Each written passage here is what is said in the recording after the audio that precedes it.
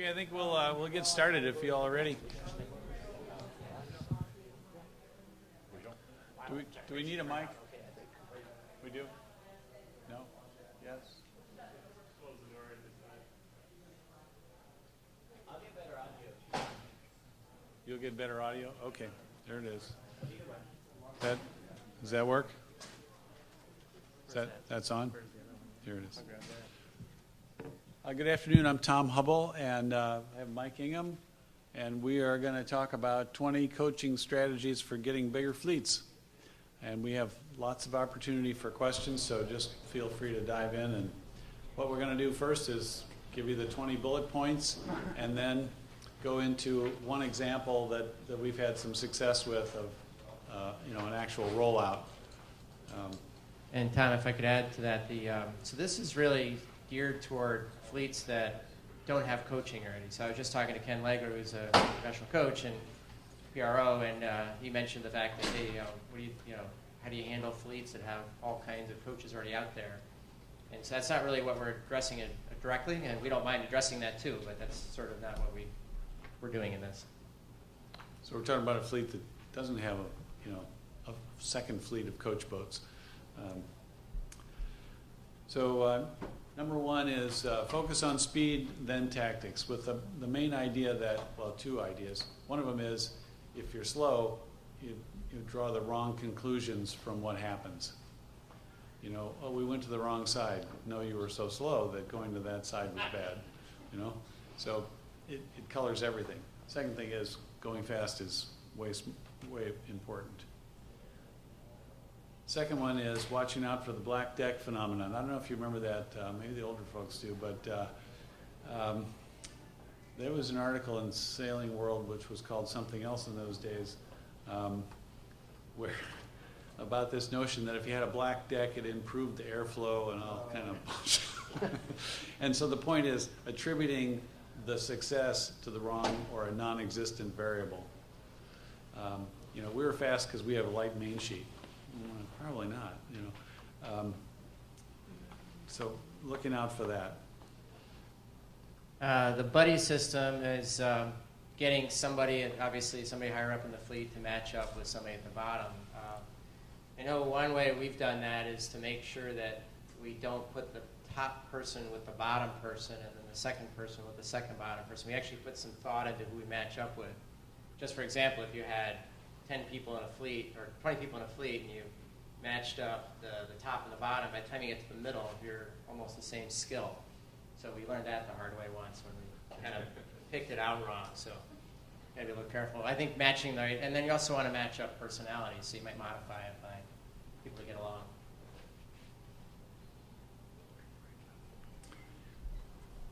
along. This, I would say, of all the things that I feel are important, the first one is focusing on speed, and the second one is get an expert who knows that teaching is a learned skill and not just my turn to be heroic and show off. To put a cork in it, I've done a lot of private coaching, and I've done a lot of seminars, and I think the more I do, the more I watch the audience. I watch the people. I watch the person I'm coaching and really read between the lines, body language or whatever, and really understand when they're lost, burnt out, tired, or whatever. But I think even more important, you sort of have to figure out a way to get them to talk and ask and be part of it, as opposed to if you just keep telling them, it becomes just this kind of glossed over thing. And you know it when you see it in their eyes. Use of a moderator helps also, because sometimes you've got to use some experts that maybe haven't had the good housekeeping course of being a nice presenter, and you need a moderator to cut them off, change the conversation. The video on board, we like to use two different types of video. There's also video off board where somebody might follow somebody around, but that's certainly hard in racing. But the video on board is interesting because you take a top team, somebody's doing really well, and you put a GoPro on there, and then you can show that to the people to understand communication and everything that goes on in the boat. The next two get the expert talk either before the racing or expert talk after the racing. And another twist on that is a heavyweight guest, some sailor who may not be in the regatta but is a major player in the sport, who just happens to be available for a day. Get them to watch the racing and come in and give a kind of an outsider expert perspective on the day.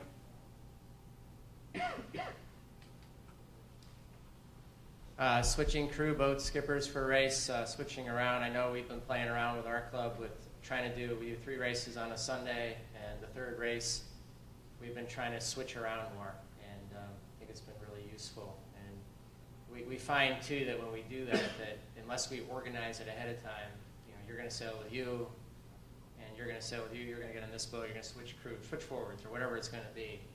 It doesn't work if we don't plan that ahead of time. If you just say, hey, let's switch out there, it never happens.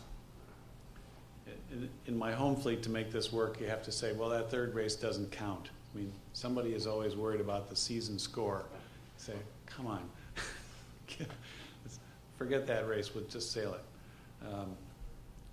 Score as teams using fleet rules. Another way is to score a golf handicap. There's a fleet that does a 5-race rolling golf handicap, which really puts the pressure on the usual winner, because now he absolutely has to win in order to still be in the lead. We, in our interclub fleet at home, same people were winning, so we started putting, every time you won the day, you had to put a gallon of water in your boat. And after a whole bunch of days, things evened out, and then if you started losing again, you got to take it out and give it to somebody else, and it was pretty funny. Require a neophyte. I've heard that several times this week. Every boat's got to have a neophyte sailor on board. The Crew University is just what it sounds like. We usually start off on land and have somebody that's really experienced at crewing take a boat and say, okay, here's how you put up the pole and all that kind of good stuff. And as you progress through your season, you can do a bunch of them, get more and more sophisticated, and go sailing too when you can. So some fleets have done that on like a Saturday morning. They'll do 4 Saturdays in the beginning of the season, and then they might be having their regular racing in the afternoon, or maybe it's a Wednesday night and they meet early. There are a million ways to schedule it, but the idea is a specific crew training.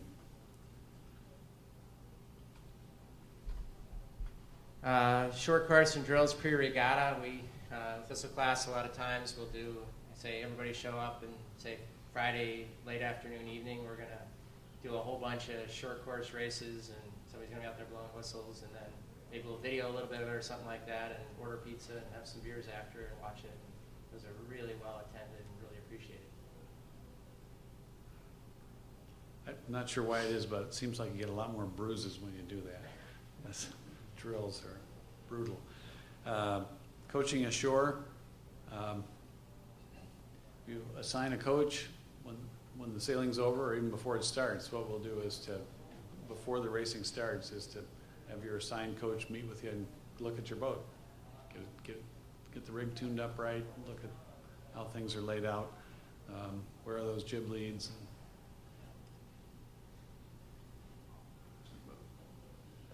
Sorry, what? Coach. Oh, coaching the boat. So definitely having somebody jump in the boat and that's experienced in when it's the non-race time is super valuable. A lot of times on those, for example, those Fridays that we have the pizza and beer afternoon, we try to get some of the better sailors not to sail. And sometimes some of the bigger guys maybe even have a race, a coach day the day before, where it's expected, and you assign people ahead of time to come down and jump in the boats, help out.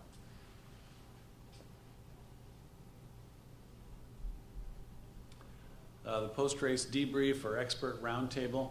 It seems to me that works pretty well if you have maybe the top 3 boats.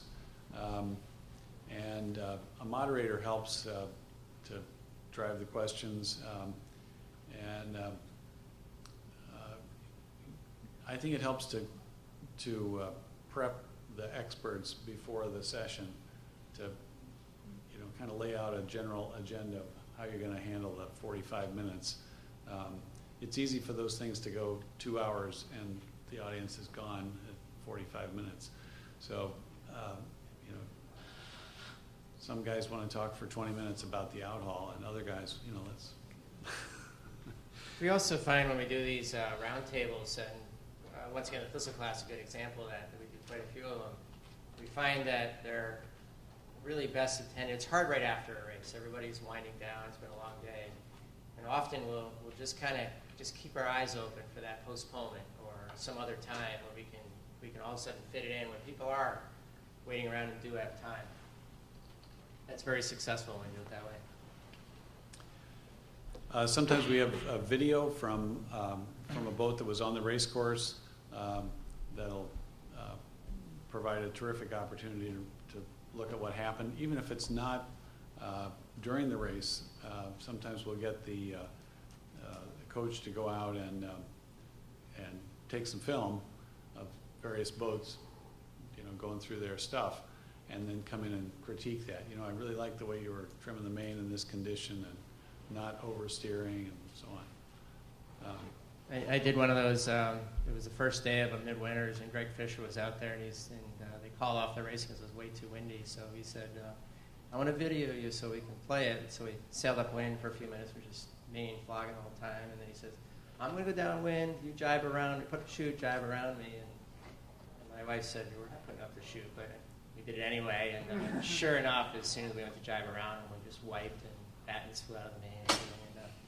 And unfortunately, that was the only 4 minutes of video they had, so they put it on loop at the bar that night. Every 4 minutes we managed to capsize, and everybody go, "Oh!" Here every 4 minutes, and it got louder as the night went on.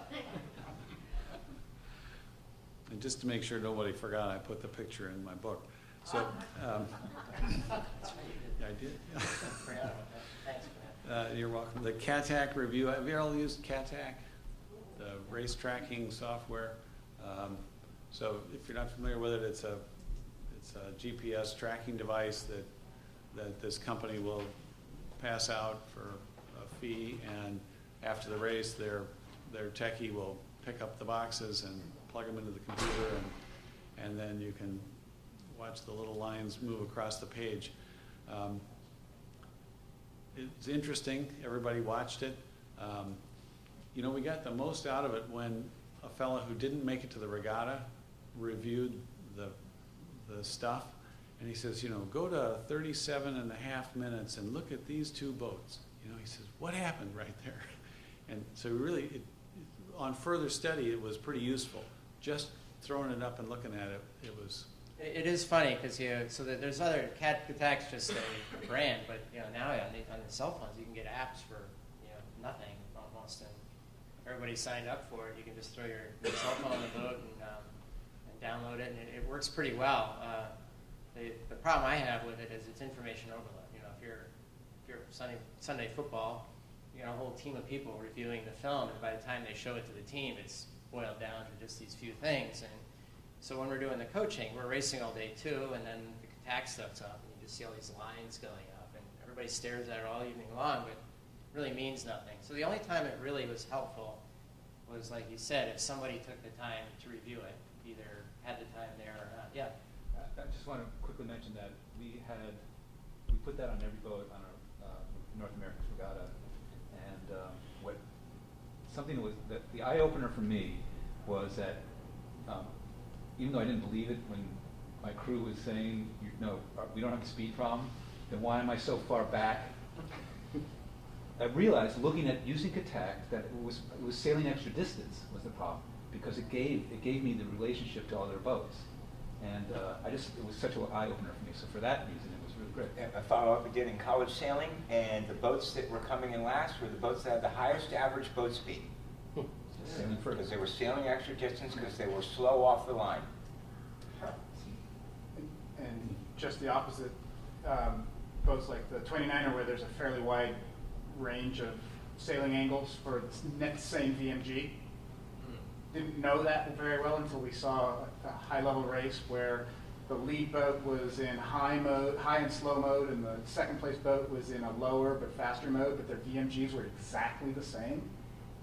And you never get to witness that really firsthand unless you're a sailor.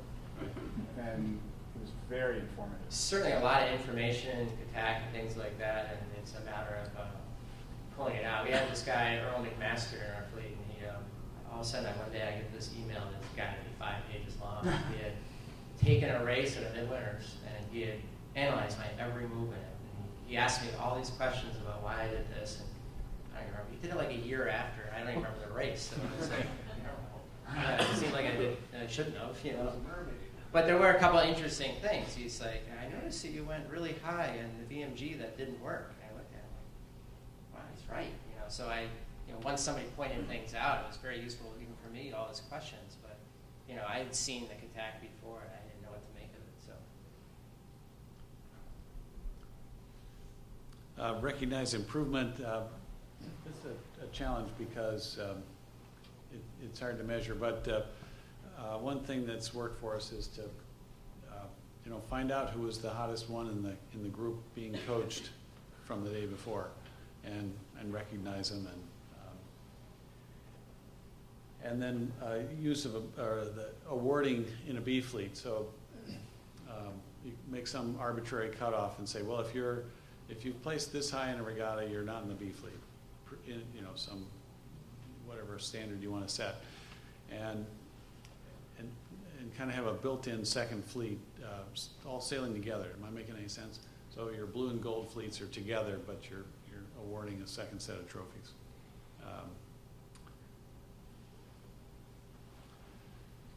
Before we get into the example, as we're doing this and thinking of what Ken said before, I think there's two very different modes of coaching, and I think what we're talking here is a grassroots class, and the coaching we do is a professional coaching, either individual or college or whatever, or youth, is very different, because then you do have somebody dedicated, and they don't have to use all these techniques of motivation and things like that. That's not really what it's about. We're not trying to find a debrief for the group after. We do that, but it's all built in, and somebody's really thinking about that all day long. When we do this for Coach TCA, for the most part, and the Thistle Class Association, Tom runs the one down. That's why he's doing this, is he runs the one down in St. Pete every year for the Thistleman winners. And just for example, when we do this, it's all us people that are sailing too that we're doing this. So we had to find ways to make it work where we're still sailing and still able to do this as volunteers. So we've done it a little differently every year. It's 17 years of it so far. And the idea that Thistle Midwinters is 5 days of racing. There's a practice race day, and so it's basically a week of sailing. So the course is a week long, and you probably already read that. What's the basic stuff? It's about basic sailing. We're trying not to get into Olympic level detail. And the target is the mid-fleet and below. So it's, there are a lot of people in that range who never took a sailing lesson and probably acquired some pretty awful habits that they learned from Uncle Joe, and that's why they're slow. And so you're trying to figure that out. The guys that steer like this, and the ones that don't get the thing about let the main out before the boat rolls over. So I'm exaggerating, but so we're really focusing on basic sailing. And as I said before, boat speed is essential to making sense of the learning experience. The other thing that might even be a bigger goal of the program is breaking down the social barrier. The middle and the back of the fleet really think that many of them feel that they are not part of the action. That there's the elite sailers and then there are the rest of us. And involving the top sailors in coaching the rest of the fleet really helps break that down.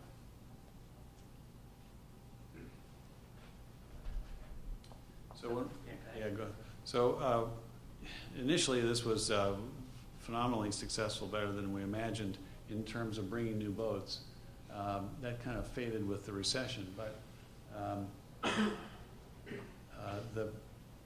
reliably, the bottom line, there are usually 10 boats that show up that have never been to the regatta before, and they tell us afterwards the main reason they're there is to do the coaching. And there's another subset of guys who are average or a little below average racers, but they're dedicated to teaching, and they bring new sailors every year. So that we've got 4 or 5 guys that show up, and they've got a different team this year than last year, and they're first timers. And they come back the next year, and they've got a different team, and they're first timers. And they keep doing that. They always finish in the bottom 5 boats, and they have the best time of anybody at the regatta. And my hat's off to them. I mean, the why is pretty obvious from what we've been talking about, but for sure, I think there's a really big gap between somebody just sort of learning how to sail, maybe doing a couple of local races, and showing up at some of these bigger regattas. All of a sudden, they might have sailed in the Delaware River with 12 boats, 10 boats, closed water, flat water, and now they show up in St. Pete with 65 boats and big waves and wind, a big long starting line. And I think, those of us that have sailed our whole lives don't understand how big a gap that is, but they have no idea how to do it. So I think if you make it less intimidating, they're going to be way more likely to come. And it's hard to find a sailor who doesn't want to share the fun with new sailors and less experienced sailors. And so this is really just trying to structure that into a way that works. So we're going to come at the content a couple different ways.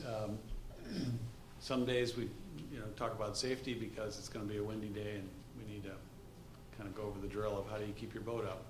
Thistles fill up pretty easy, and so it's a good idea to review that.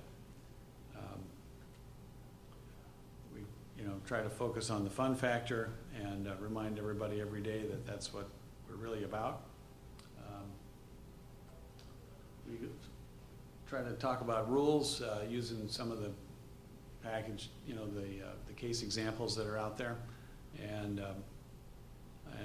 try to kind of reinforce a culture that we really do plan to sail by the rules, and we really are going to do our turns, and we really are going to be civil no matter how tense it gets. And as Mike said, the notion of how do you do a regatta? How do you get your team together and show up and divide up the duties on shore and on the boat and get to the race course on time and not run out of water, and not forget the sandwiches, and so on. And which days do you take your really warm stuff as opposed to less? I think it's really important to be really flexible on what you do. So I think there are certain things in the morning, for example, you can do pretty reliably. So at the coach at the Thistle one, every morning, pretty early, right? You have a little weather brief and do all these things, kind of go down the checklist. But I think what happens is every day is different. So if it's a really long day, you may not do a debrief. If you're postponed, all of a sudden you may scramble and all of a sudden you're doing a whole rules seminar. You get somebody that's really good at something, or maybe somebody that's willing to review the CATAC or something. So there's a lot of things you can do, but you have to have an arsenal of those things ready. It's sort of at least in the back of your mind that you're ready to go, and because you want to keep their attention. You don't want to be scrambling around trying to figure it out, and by then everybody's off to the restaurant or whatever. Right, so if we have a day that, it's pretty obvious or very likely we're not going to be sailing, or we're not going to be sailing till noon, I'll go find Mike or one of the other kind of lead coaches and say, looks like we're going to be ashore. What do you want to talk about this morning? And we'll plan that session, and then when we find out we're postponed, I will say, okay, 10 o'clock, we're going to talk about this, and put that on the notice board.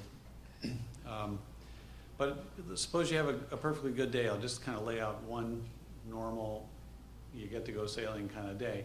We show up at 8 o'clock. We'll spend 20 minutes on the weather. I like to do the 2 things I learned yesterday, and because, you know, you keep learning the same stuff over and over again, but in a new way. We go racing. Maybe on the way in, we get the coach in the boat, and we're gonna talk about that some more. When we get in afterwards, we might have a post-race debrief, or a video, and you know, part of our mission is social, so I kind of beat on everybody, you gotta show up to the party. You're not really at the regatta unless you make it to the party.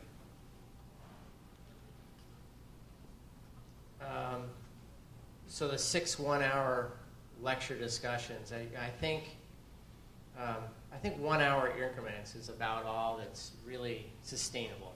And I think the more later in the week, the more tired they get, you really have to pay attention. If I'm up there doing something and I just look in the audience, everybody's getting tired, then, you know, before you know it, it's a half hour. And I was like, okay, thanks everybody. And I think that's really important not to overdo it. And I guess I already mentioned our morning sessions, and the CATAC we talked about earlier. So if we had a day where we're totally canceled, we might do 2 talks and put a break between them, you know. And if we had a day where we're packing in races because we're behind schedule, or it's just too good of a day to cut the day short, we might not have a talk at all.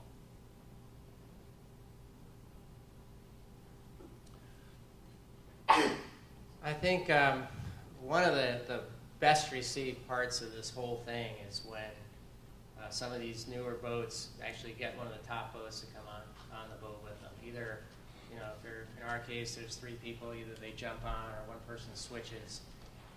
I actually prefer if I jump on if you can, you know, you get to see how the team works. But I know as a skipper in the regatta, I'm pretty tired, and it's often the last thing I want to do. And then once I finally schedule it and do it, I never regret it. It's always a good time. I'm glad I did it. But so I think it's, you know, really important to make sure that gets scheduled and people follow through with it. So I think it's really disappointing if these people sign up and then all of a sudden they get done with a week and their skipper hasn't, their guest coach has not coached them. I think they really feel like they lost out. So sometimes it's on the way in after the day's racing, and the other strategy is to sail in, everybody gets a beer, take a bathroom break, go back out 45 minutes. It doesn't have to be very long. You know, it doesn't take that long to put your hand on that guy's hand steering and, you know, say, stop wiggling that thing around, you know, like this. You know, this is what we mean by keeping the boat upright. You know, you really got to do it. So we get 10, 15, however many people, however many players we have. We get that many coaches from the fleet, or close to it. And we rely heavily on the sailmakers to fill in the gap with extra sessions if we come up short. Say, Mike, take 3. Well, and then, so even though there's a certain group, and so how many people typically sign up for these? 15 boats are signed up.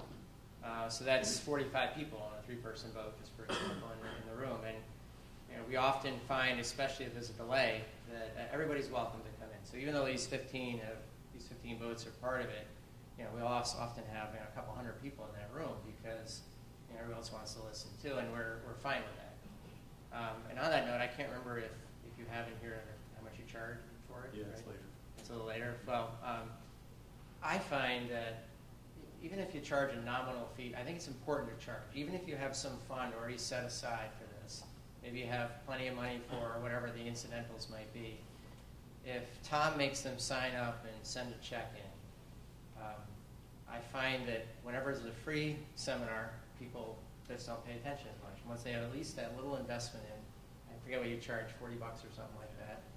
And you better believe they show up in time with their notes in hand, and they take notes, they ask questions, they bring their team, and if you don't charge, you know, they're taking phone calls. It's the weirdest thing. I don't understand it, but it's true. So one strategy to get them to show up on time is to have them bring their name tag from the party from the night before.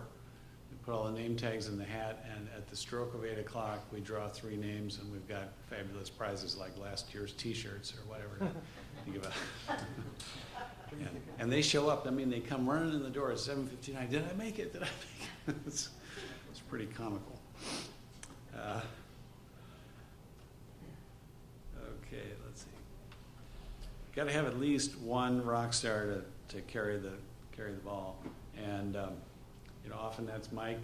When we started out, it was Greg Fisher, and the importance. I guess we went over this a little bit before. The difficulty of dealing with adult learners. Y'all probably know that. It takes a certain style. Right, it isn't always the best sailor that makes the best coach. They certainly have to be credible, so they got to be right up there. But they don't. They have to understand how to teach and listen and all that kind of good thing. And after you do it a couple of years, you realize you don't ask this person to give a talk. You just have them work in the boat. Or sometimes they get better as some of them have gotten better. Okay, so we got that many coaches, and to get the coaches signed on, you say, well, you know, what do I can do this. Well, I know you can, but here's the one-page summary of what we're trying to accomplish and how we want you to do it. You know, focus on the big stuff, not that little 2-millimeter change in the outhall. And we've asked them also to not give a blistering critique of the boat. Especially the first timers, bring some boats that really aren't ready for prime time, and kind of wait till later on when they've taken a beating on the race course a few times, and they're starting to look pretty grim. Then you go talk to them and say, you know, so how's it going, and so how's your boat look to you? You know, how's that working out? Well, I'm not so sure about my boat. Okay, well, let's talk about that. You know. So then they're ready. But if the coach jumps in on Sunday afternoon the first day and says, gee, you know, your boat really stinks, that doesn't go over. One thing I've really learned in doing this too is that you can't criticize people publicly, and sometimes you think that you're just informing somebody, but it is taken as a criticism. They're already a little nervous about coming to this regatta, this big fleet, and a little, you know, maybe. You know, and if you come out and say, you know, look, your leash was too open or whatever, you think that they should be so happy you're telling them this. I find they love it when you do it one-on-one. They're just fine with it. I can show them a video of what I did. So now I've learned to do a couple different things. One is if I know somebody did that, I don't say they did it. I just said, here's what you should do, and not pick them out individually. And I might pick out somebody that did it right. That's another thing. But the way around it is if I find everybody's trimming wrong, and that's often what I see. It's all the main sheet and jib sheet is mostly what people do wrong at that level. And what I'll do is I'll get some video on Saturday of people that do it right, and or I'll hop in and do it how I think is right, and have somebody video me, and that's what I'll use instead of using them. They're very intimidated by you bringing up what they're talking about.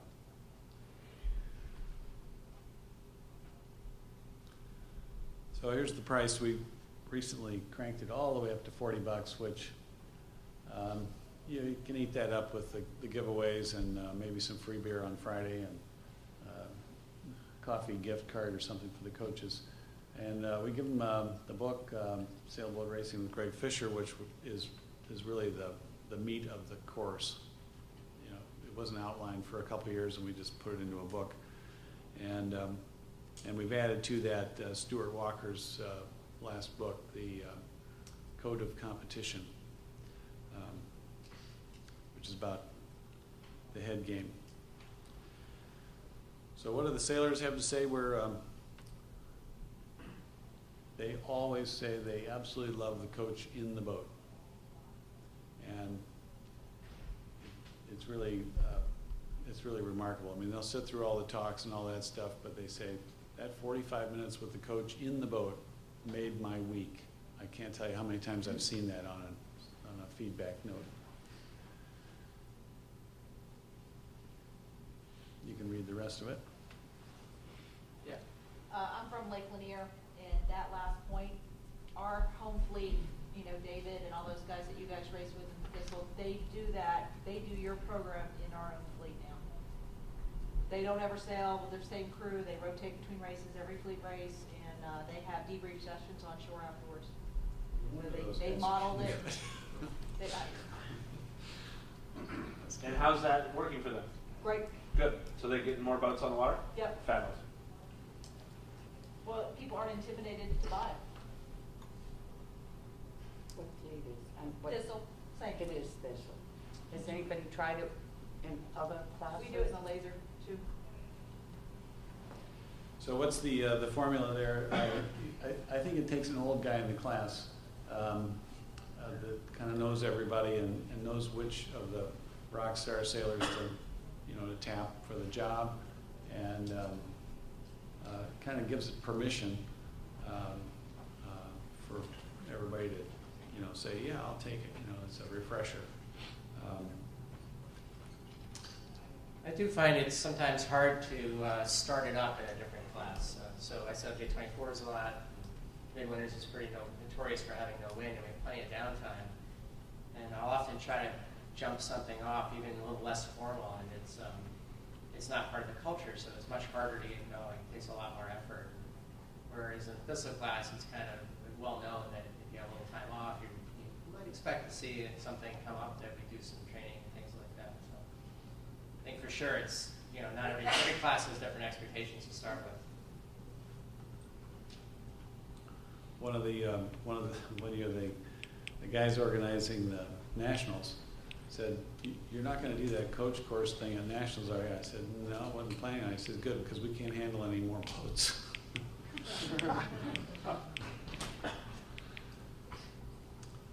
3-day format. Some people have tried that. A little longer time. The weather's always an issue, and so bad weather is good for the coach program to a degree, but you also got to have some races to talk about. Sometimes the hardest thing is the very first session when there's no race to take apart, when there's no wind condition that's fresh in everybody's head. I don't think we ever have done these outside of a regatta. I don't think we've ever said, hey, let's do a weekend of coaching and nothing but.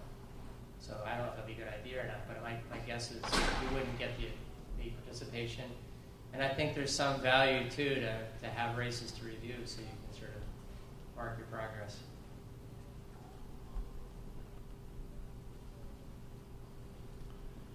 And by having it at a regatta, you get the top sailors are going to be there. The bigger the regatta, you've got talent to draw on.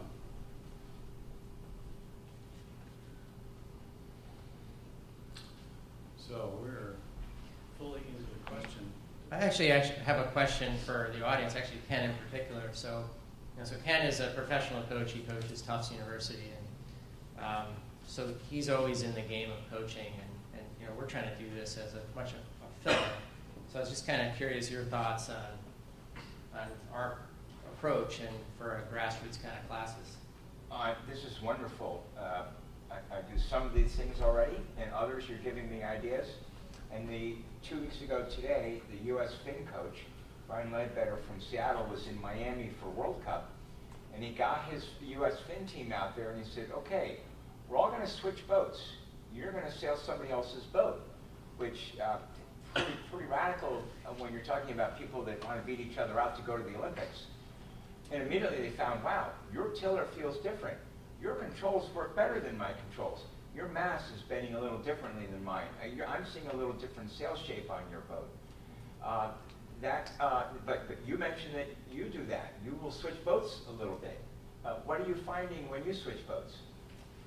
I find that people don't follow tuning guide. I'm just astounded. They think they're slow, and then I go measure things, and it's way off. And so that to start with, I'm always amazed how off people are from the tuning guide. But how about when people get in your boat? My boat's tuned perfectly. Ask what kind of feedback do they have, and how are they affected by that? Going back to their boats. Well, they immediately want us to come tune their boat. So now they're paying attention to the tuning guide after all. So, yeah. Yeah. With the large number of coaches format like this, how do you deal with differing opinions on things? For instance, J22 Fleet, we have a very different opinion about how to use the bang between which sails and your sailing style and your skipper. Right. So we actually addressed that, and somebody will bring it up and they'll say, well, this guy told me to, really work the bang and not so much the sheet or whatever. And so then we'll go through the two schools of thought, or maybe there are more than two, about sheeting. There are traveler people and there are bang people, and you've got to pick your own style. But we'll address that, because you're right, there isn't just one way. I think I know when I'm doing it, and somebody asks me that, I say, well, if it's somebody that you say, well, so-and-so is doing really well, and they do it this way, I said, yeah, it's a legitimate way as well. So, we certainly don't contradict each other. We're very careful not to do that. But I say, I really prefer it this way, and this is why I prefer it. So it becomes my opinion. I turn it into my opinion instead of, this is the way you do it. Hard to pass. We were doing an experts roundtable after about halfway through nationals one time, and Mike was there. We had the top 5 skippers, and we were talking about sailing downwind, and somebody asked the panel, so how much do you pull your centerboard up? And they went down the line, and this far, that far, that far. It was all pretty close till they got to Eric, who said, I just leave it down the whole race. The whole place. Yeah, he never lifted it up because one time they forgot to pull it up, put it down at the leeward mark, and they lost way more than they ever thought they would ever gain in their whole lives by ever pulling it up. So he left it down. And he was like in second at the nationals. Everybody's like, all right, next question. And that it's sort of related to that. I'm actually we were just talking to Dave Reed about a big line, little line article for Sailing World, and I was at some regatta. I was training for Tornadoes, and I think it was Gary Bodie was our coach, and he was coaching a bunch of us. And I asked him about the mast rotation. I was pointing at the shroud or whatever, and I'm like that, and just came by on the boat. And he goes, "Big lines, Mike, big lines," and he buzzed away. I'm like, what does that mean? So kind of puzzled about it. We sailed all the rest of the day in our training. I went and I said, "What are you talking about, Gary?" And he goes, "What do you care about that for? Your main was out, your jib was in too far, your leads were in the wrong spot. Who cares where your mast was, your rotation?" I'm like, a little humbled, but I think what happens at that level, the bottom half of the fleet, is their big lines are wrong. And we really, in this coach stuff, we're not talking about that minutia. We're trying to get the rig right, because we can do that on shore. And then when we get out there, we're really focusing on trim, maybe the jib leads, and make sure they're sailing it pretty flat, pointing in the right direction. And then, they started asking me about Cunningham. We spent about a second on it and move on. Things that don't matter, we try to do it quickly. Yeah. When you deal with them in the rig team, do you find that do they become so mechanical to numbers? Do they really start to grasp what is actually happening? Or how long does it take? I think that becomes a matter of style. I think you gotta start off just cookie cutter following the tuning guide. So, and then a lot of the coaching. In fact, the tuning session I did out here 2 days ago yesterday was all about why you're doing the tuning. So it's all about left curve. And so when I do my thing, that's often where I start and try to make them understand a little bit of why, give a little bit of technical background, so that they at least have some clue. And often almost always one of our sessions is outside with the sails up in the parking lot, and look what happens to the mast bend, because you're sitting in the boat, you don't see the same perspective as you do if you can walk right up there and look up. And so we do the hands-on to look at how the mast bends when you pull on the bang. But I find that most people are further off than you'd ever imagine.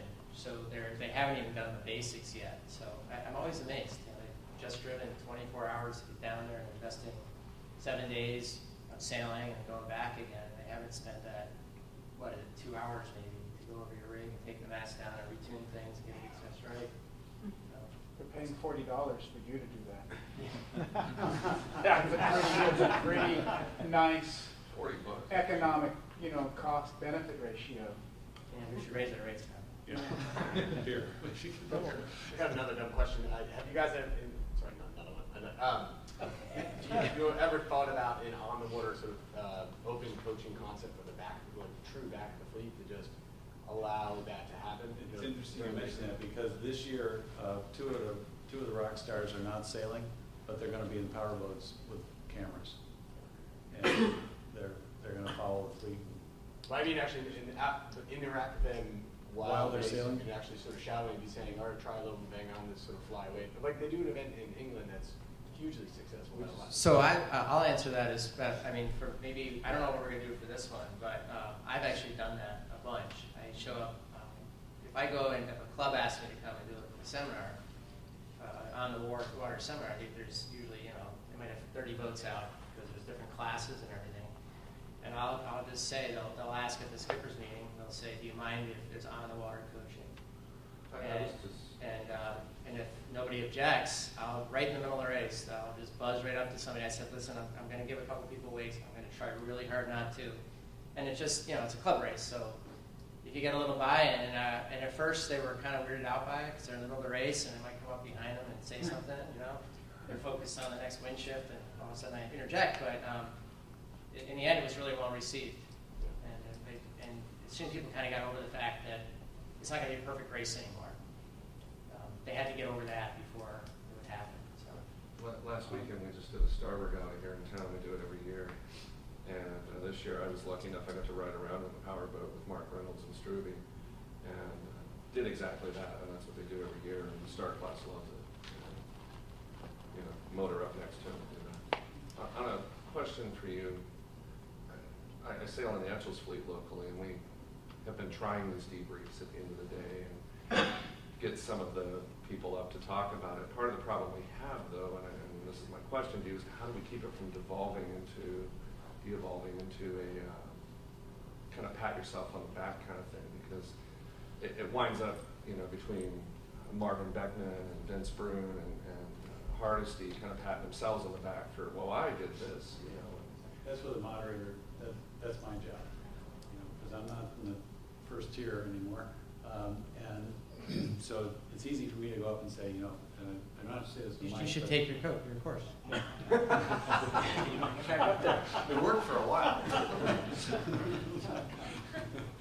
But Well, the other but to take way, them aside ahead of time and say, look, this is not about you. We want to know what you did, not how wonderful you are. well, people have actually stopped attending because they just, I don't want to hear Vince Brune pat himself on the back again, and not to pick on Vince, but it devolves into that very quickly. yeah, I think once you've gotten into that pattern, it might be hard ever to get out of it, right? So if you get to start from scratch and somebody's that personality, you just quietly don't have them on the little panel, or you have a moderator that's really strong and cuts them off and moves on. It's not like you're trying to manage a person. It's all you can do, right? In some boats, it might be useful to take the question to the crew rather than the skipper. Right? I mean, if they're consistently at the top of the fleet, the crew must have some contribution, really should. right? Yeah. And it takes that problem partly out of it, right? Right. And we've And got, they never get the appreciation they deserve anyhow. It's a great so. point. We've got one guy who's always on the winning boat, no matter who he sails with. Yeah. And it's like, Jeff, There's many of you may know Andrew Kerr. Yeah.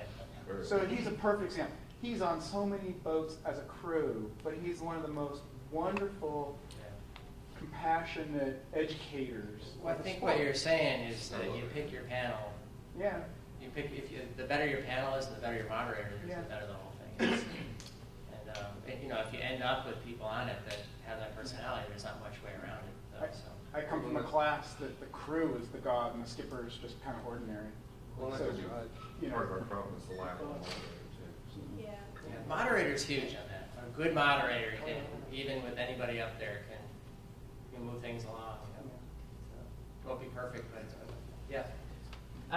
It sounds like you guys have it pretty well figured out, but do you have trouble if you have a wide range of talent in your fleet and you have several boats that really need to be taught, like, sail close to the wind when you're trying to go on the first leg. But you have others in your fleet who can really benefit from more like, fine-tuning stuff. Do you have trouble getting everyone to attend and being able to speak to everybody without confusing some and boring others too much? I think that's a problem we always have, right? If you're sitting there with a wide range of audiences, I know the way I handle it is I try to start down, at the lower end, and so now I'm boring the people at the higher end, and then work through, and at the higher end I've lost the lower end, but I'm challenging the upper end, and that's all I can. I think that's all you can do within whatever group you have, is try to understand what the range is and make sure you hit all of it if you can, without going overboard. Well, taking your example, the guy that's not keeping the boat on the wind, you see him out sailing even before you race, or when they're tuning up, and you take him aside later and start talking early in the weeks, like, seems like you're not pointing very well. What do you think? And try to address those major outlier things. But every now and then we get a boat that's really not ready to be there, and that's a challenge. Don't you just end up focusing on them having a good time? Yeah. Because that's what. And convince them not to go out if the weather's bad. Say it's okay to miss a day because it's really windy and wavy today. It's much more fun than fun. Yeah. I sent them a letter 2 weeks ahead of time. Well, usually it'd be nice if I sent it earlier than that, but there's an ideal weight range in thistles, just like everything else, and no matter what we say, I always get 2 boats or 3 boats that are 3 big guys, and there's just no way in hell that boat's going to go as fast as the fleet, and there's only so much you can do with them, so it becomes, okay, you're clearly, you don't have to say this, but you're clearly not going to be in the game, but let's work on your technique, let's work on good sail shape, and kind of forget the scores, because they're going to be back there. The other thing I do is, it was back to what I said before, it's in a group, but you don't want to pick on anybody. And so you kind of go over, if somebody had a real bad problem with getting on the wind, we might do one of our sessions, kind of, that person might have inspired the session, like, okay, how can we talk about, what is the right angle, how much do you pinch? And so you have your discussion on that, and then one-on-one, you go to that guy, and you don't, that's just such an outlier, you don't want to bore everybody else. But then one-on-one, you try to handle that person the best you can. And if it takes too much time, then there's only so much you can do, but that's what you try to do. Do you ever survey the fleet as a moderator to get a sense of what topics they want to hear the most? Yep. We start out with that on the first day, and then after a couple of days, we check in again and say, okay, this is what we've talked about so far. What do you want to do next? I'm coaching a guy next week, and what I did is I emailed each of their teammates, there's 5 people on the boat, individually, asked them to give me what they want to work on without talking or copying each other. So we kind of have a fresh idea from everybody, and I collect that ahead of time. Coaching more than one boat, I'll collect all the information and come up with a punch list of things we want to accomplish. So I think, yeah, it is important to listen to, one way or another, to listen to who you're coaching. So I didn't mention, we use a whiteboard, a erasable board, and tell everybody where it's going to be, and that's where we post the next thing. So, if you have the 8 o'clock talk, and then it looks like we're racing today, so we're going to have the talk after we come in. Or it looks like we might be postponed. If we're postponed, it'll be at 9 o'clock, and so on. And just keep changing that and keep telling them, look at the board, because you know what happens if you don't. You can't find anybody in the parking lot. They're always over there.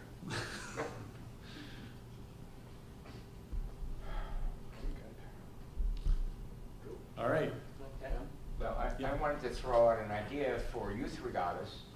Since almost everybody has a private coach now at youth regattas, but not quite everybody. As a race manager, when I'm running a keelboat regatta, I can talk to every boat on the radio. But as a race manager for youth regatta, I speak to the coaches, because we need the coaches for safety, and so I give them back stuff, except that what about the 15 to 30% of the kids that don't have a coach there?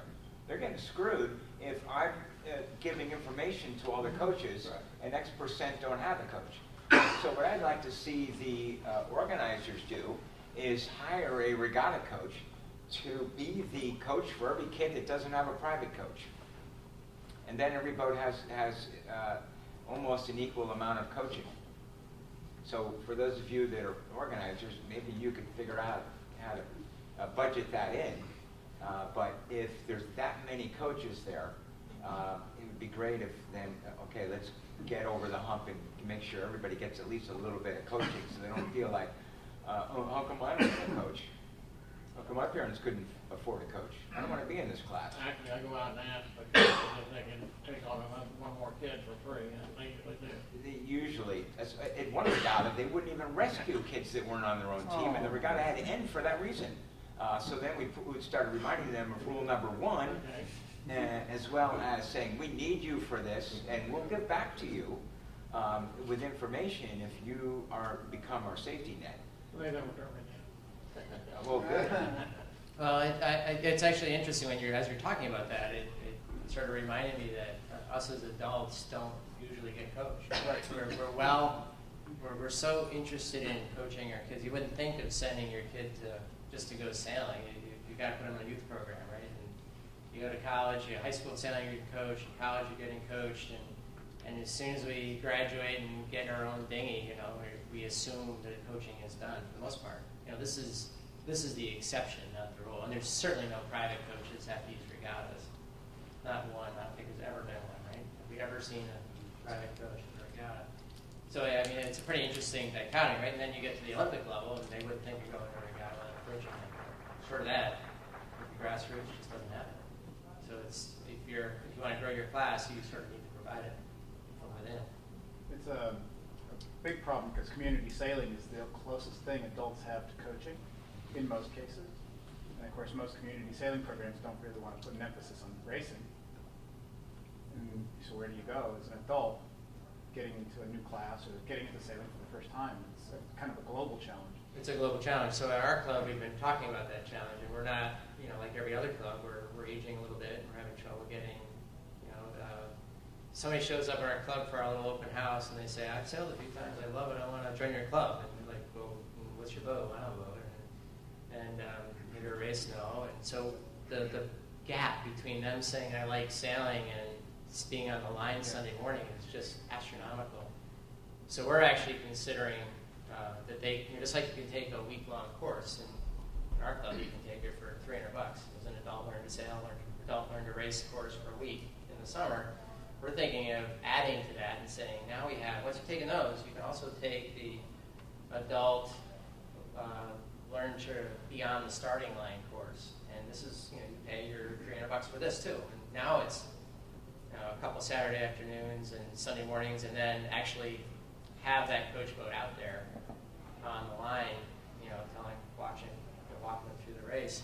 And this is from a club that we have no employees. This would be our first employee ever. So I think we all have that problem. All right. Thanks for your attention. Thank you.